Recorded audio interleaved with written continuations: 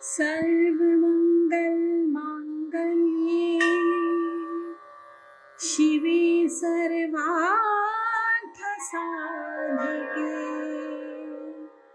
शरण्ये त्र्यम्बके गौरी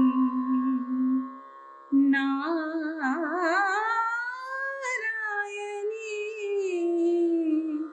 नमोस्तुते।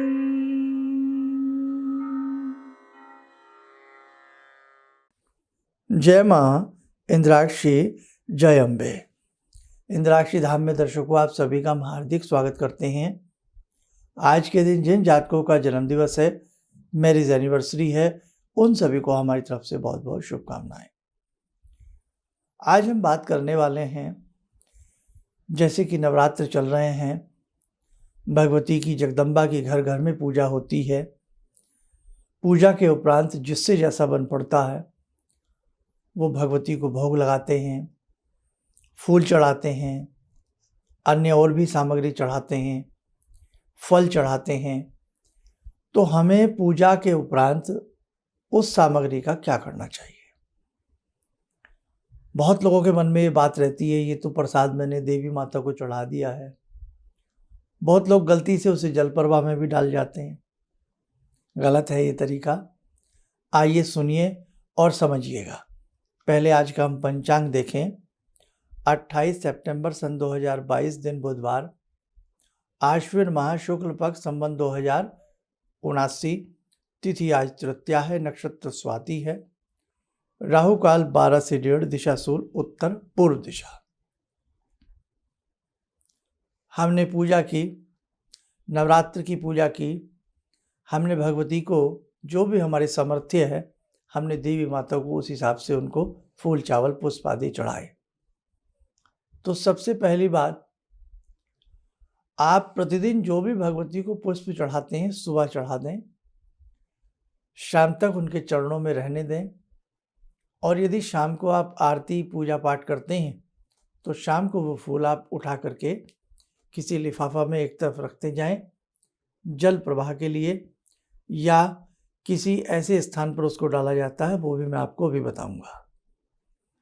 अब आज आपने जैसे भगवती को फल का भोग लगाया, किसी भी फल का भोग लगाया, आपने सुबह के समय भगवती को फल का भोग लगा दिया या शाम के समय लगाया, जब भी आपने पूजा की आपने भोग लगाया, तो संपूर्ण पूजा अपनी जो भी है आज वाली कर लें। पूजा करने के कुछ देर के उपरांत हम लगाया हुआ भोग उठा लें, हम लगाया हुआ फल उठा लें। और यदि घर में सबसे छोटी कन्या है, किसी भी पूजा के लिए, किसी भी पूजा में जो आप भोग लगाते हैं, खासतौर से लक्ष्मी जी को, दुर्गा जी को, गणपति जी को, उसे उठा करके सबसे पहले छोटे बाल कन्या को दें, या घर में कन्या नहीं है, बालक है छोटा, पहले उसको दे दें। फिर वो प्रसाद सब में वितरण कर सकते हैं। यदि कई बार ऐसे भी परिवार है जो छोटा बच्चा नहीं है, सब बड़े ही बड़े लोग हैं, तो आपस में प्रसाद के रूप में उसको बांटा जाए। कई स्थान ऐसे भी हैं जहाँ केवल एक ही व्यक्ति है या 2 व्यक्ति हैं, तो आपने जो भी मिष्ठान का भोग लगाया है उसे आप आपस में खा लें प्रसाद रूपेण। फल है, फल को प्रयोग में लाएं। फल हुआ, मिष्ठान हुआ, इसे जल प्रवाह के समान में न रखें। समझ गया? सबको समझ में आएगी ये बात? उसे बिल्कुल भी जल प्रवाह में न रखें। क्यों? वो भगवती का प्रसाद है। वो भगवान को जो आपने अर्पण किया है वो भगवान का प्रसाद है। भगवान ने भोग लगा लिया है, भोग भावनाओं से लगता है, भगवान ने भावना से भोग लगा लिया है। अब वो भोग जो बचा है वो आपके लिए है। भगवान जब भोग लगाते हैं तो वो दिखते नहीं हैं, लेकिन भगवान भोग लगा लेते हैं। जैसे एक फूल के अंदर से पराग को मधुमक्खी और भंवरा चुरा लेता है, न फूल का रंग घटता है, न फूल का वजन घटता है, किसी चीज़ में कमी नहीं आती है, लेकिन निकालने वाले उसमें से कुछ निकाल लेते हैं। ऐसे ही प्रसाद तो बढ़ जाता है जब भगवान भोग लगाते हैं, उसमें से घटता कुछ नहीं है, आप सोचें कि घट जाएगा तो भी भोग लगेगा, नहीं। इसीलिए जो भी आज आपने भोग लगाया या रोज लगाते हैं, लगाती हैं, दूध का, किसी भी चीज़ का, कृष्ण जी को माखन मिश्री का, देवी माता को कुछ भी, वो बढ़ जाता है। इसीलिए उस भोग को हमेशा प्रसाद रूप में प्रयोग में लाना चाहिए। नारियल जो आप कलश पर रखा है आपने नवरात्रों में, उसमें तरह तरह के वहम लोग डाल देते हैं, इसको फोड़े ना, इसे ऐसा ना करें। तो ये बताइए वो नारियल रखा किस लिए है? वो कायदे में उस नारियल को तोड़ा जाता है और उसका प्रसाद बना करके जो कन्याएं अष्टमी में या नवमी में आती हैं, थोड़ा थोड़ा उन कन्याओं को दिया जाता है, बाकी प्रसाद के रूप में घर में बांट करके खाया जाता है। बिल्कुल भी ऊल जलूल बातों में न फंसें। लोग तरह तरह के हवाले दे करके हमें डराने का प्रयास करते हैं। आज वो समय आ गया है, एक तो व्यक्ति का पूजा पाठ में चेत नहीं लगता, मन नहीं लगता, ऊपर से ऐसी ऐसी बातें कई बार आप लोग सुन लेते हैं और डर जाते हैं। तो मेरा कहने का भाव यही है, सुदामा जी बन जाइए, डरिए मत। मित्र के प्रति जैसे सुदामा जी ने भगवान के प्रति श्रद्धा रखी, मित्र के प्रति श्रद्धा रखी, और भगवान ने सुदामा की काख में छिपे तंदुल, उनमें जो प्रेम पाया वो प्रेम बहुत मुश्किल से मिलता है। जैसे भगवान श्री राम ने बिलनी माता, शबरी माता के बेरों में मिठास पाई, वो शायद उन्हें कहीं जल्दी से ना मिली हो, है ना। भगवान है, वो भक्त के बस में, और भगवान वहाँ बस में होते हैं जहाँ बहुत प्रेम, लाड, दुलार, श्रद्धा होती है। भगवान 56 भोगों से प्रसन्न नहीं है, भगवान सुदामा के तंदुल से प्रसन्न है, भगवान भिलनी के बेर से प्रसन्न है।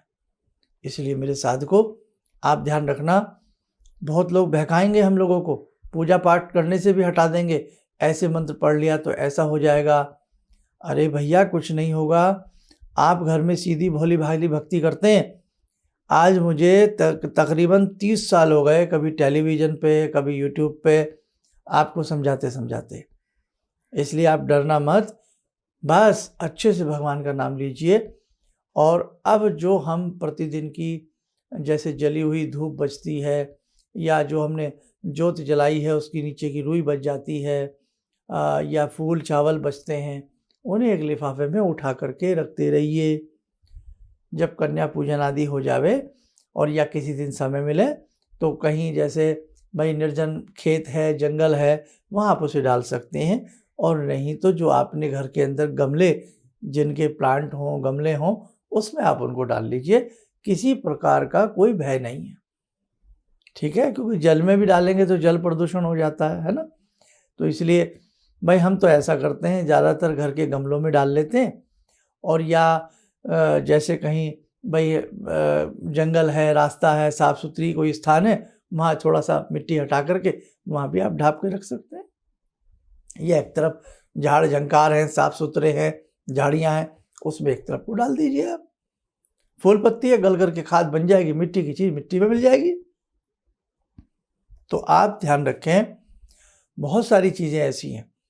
तो ये इस अंक में कुछ ना कुछ आपको समझ में आया होगा। और आज मैं अभी ध्यानमाला ले लेते हैं। ध्यानमाला के बाद आज भगवती को क्या भोग लगाना है, कल की तारीख में कौन सा भोग लगेगा, कौन सा पाठ किया जाएगा, सारी चीज़ें मैं इस अंक में आपको समझाने वाला हूँ। आइए ध्यान करें माँ जगदम्बा का। हे भवानी, आप सबके ऊपर अपनी कृपा दृष्टि बनाए रखना।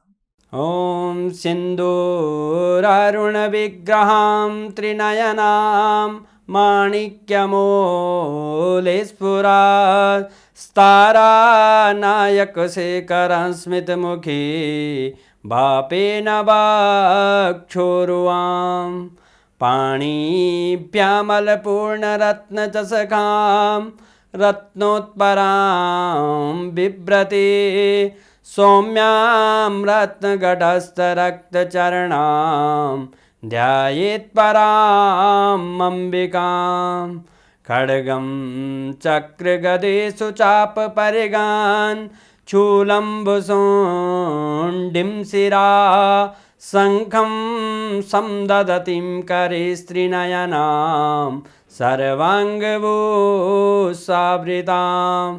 नीलास्मद्युतिमस्य पाददशकां सेवे महाकालिकां यामास्तो स्वपितैहरो कमलजो हन्तुं मधुं कैटवम् विद्युद्दाम समप्रभां मृगपते स्कन्दस्थितां भीषणां कन्या विहकरवालखेटविलसा धस्ताविरासेवितां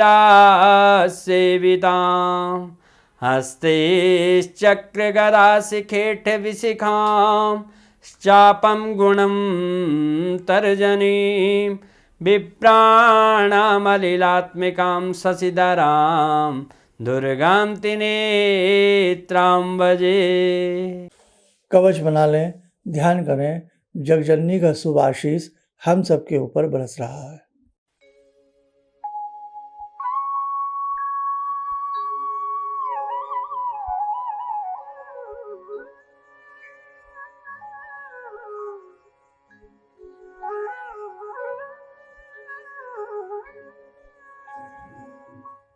ओम बोलते हुए नेत्र खोलें, सामान्य हो जाए। अब देखो, आज भगवती चंद्र घंटा का पूजन आप लोग करना। भगवती का कोई भी चित्र स्वरूप आपके सामने हो, उसी में चंद्र घंटा देवी का ध्यान करके उनका पाठ किया जाता है। और कल भगवती कुष्मांडा का ध्यान करके कल के दिन उनका पाठ किया जाता है। और आज जो है हम भगवती को क्या भोग लगाएंगे, हमने आपको बताया भी था। आज के दिन भगवती को दूध का भोग लगता है। और कल जैसे कि चतुर्थी है, मालपुए का भोग लगेगा। मालपुआ ना मिले तो दूध का भगवती को भोग लगा देना। किसी भी मौसमी ऋतु फल का भी भोग आप लोग लगा सकते हैं। और साथ में आज जैसे कि तीसरा नवरात्र है, तो तीसरे नवरात्र में हम कौन सा पाठ करते हैं? चौथा पाठ करेंगे आज, ठीक है। और कल चौथा नवरात्र है, तो हम कल कौन सा पाठ करेंगे? कल का ध्यान रखना, कल हम 5वां, 6वां, 7वां और 8वां हम कल के दिन अध्याय पढ़ेंगे। तो बस आज के लिए जानकारी थी। कल और भी कुछ विशेष जानकारी आपको हम देने का प्रयास करेंगे। आप स्वस्थ रहें, सुखी रहें, इन्हीं शुभकामनाओं के साथ हम अपनी वाणी को विराम देते हैं। जय जय अम्बे, जय मां इंद्राक्षी। गुरु जी से मैं तब से जुड़ा हूँ जब से वो एक चैनल आती थी P7, उसी से मैं जुड़ा हुआ था। और गुरुदेव से हमारी जब मुलाकात हुई तो मैं आश्चर्यचकित रह गया जब उन्होंने हमसे बताया कि आपके साथ ऐसे ऐसे हुई।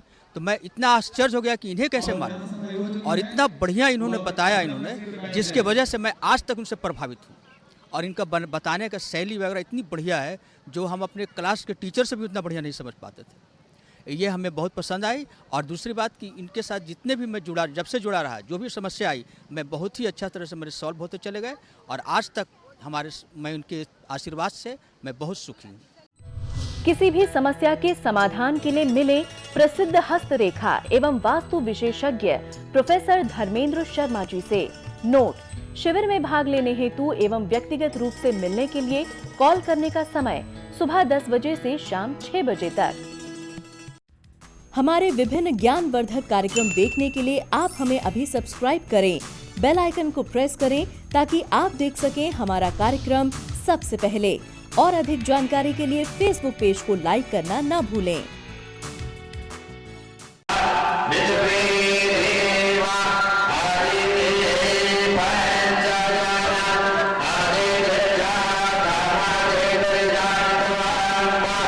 Yeah.